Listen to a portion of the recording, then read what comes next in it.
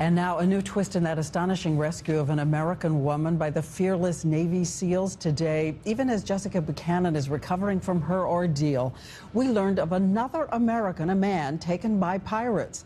So what should the U.S. do about him? ABC's Martha Raddatz has the latest on this developing story. Martha.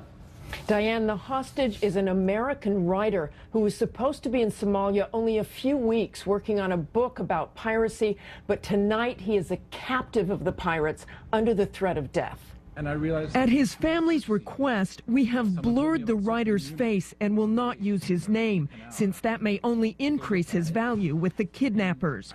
Seen here at a book signing, the writer was grabbed by heavily armed pirates last Saturday.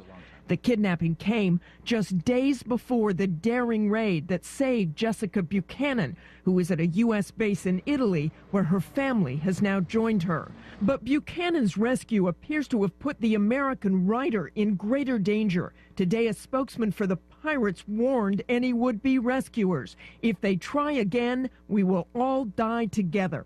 The pirates are also keeping on the move, changing locations at least 3 times. No one will talk about the likelihood of a rescue attempt for the writer, but it could be more difficult given what the pirates now know. They will be alert and they will be waiting, ready. They won't be sleeping like they were before. So it's going to make it that much more difficult for our military special operations warriors to get in there and get him successfully. It is rare for pirates to kill their hostages since they are taken for one reason only: ransom. But there are signs pirates may be getting more trigger happy.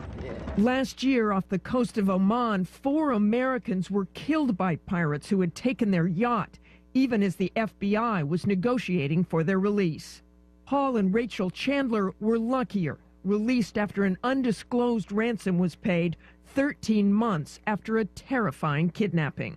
I was pulled away from Rachel and dragged onto my feet, and as I stood up, I looked back to Rachel and I could see Buggers was slamming the butt of a rifle into her head, and then I was dragged off around the corner. That anger I felt, that they were so cruel, so callous, so despicable. You have to find a way of dealing with that. There are negotiations to try and win the writer's release. A U.S. official says there is great concern for any American held hostage.